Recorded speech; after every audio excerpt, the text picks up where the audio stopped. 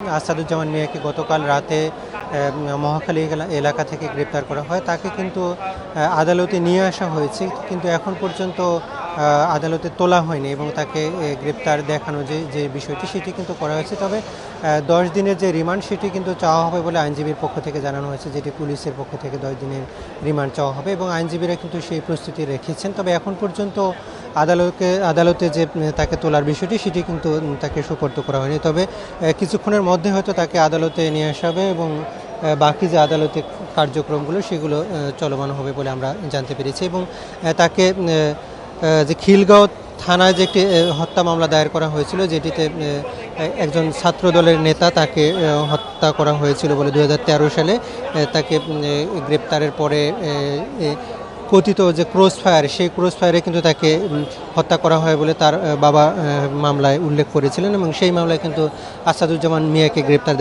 দেখানো হয়েছে। এবং একই সঙ্গে এই মামলায় কিন্তু আরও 3 জন আসামিকে গ্রেপ্তার দেখানো হয়েছে। তারা হচ্ছেন সাবেক আইসিটি প্রতিমন্ত্রী জুনায়েদ আহমেদ পলক এবং জাসদ নেতা হাসানুল হক ইনু, ওয়াকার্স পার্টির নেতা রাশেদ খান মেনন সহ চৌধুরী আবদুল্লাহ আল মামুন, যিনি পুলিশের সাবেক আইজিপি, তাকেও কিন্তু গ্রেপ্তার দেখানো হয়েছে বলে আমরা জানতে পেরেছি একই মামলা। এবং তাদের যে রিমান্ড ছিল সেই রিমান্ড শেষে কিন্তু আজকে আদালতে তোলা হয় এবং আদালত সেখানে কিন্তু তাদের যে আসামি পক্ষের আইনজীবী তারা তাদের জামিন আবেদন করলো, সেই জামিন কিন্তু নামঞ্জুর করে তাদেরকে কারাগারে প্রেরণ করা হয়েছে এবং একই সঙ্গে বাকি যে মামলাগুলো সেই মামলায় কিন্তু তাদেরকে গ্রেপ্তার দেখানো হয়েছে। এবং আরেকটি বিষয় জানিয়ে রাখি যে সাভারের যে হত্যাকাণ্ডটি হয়েছিল গত 5 আগস্ট বিকেলে, যে হত্যাকাণ্ডটি হয়েছিল এবং 4টি লাশ পুড়িয়ে ফেলার যে ঘটনা ঘটেছিল, সেই ঘটনায় কিন্তু সাভার জেলা যে একজন পুলিশ কর্মকর্তা আবদুল্লাহিল কাফি, তাকে কিন্তু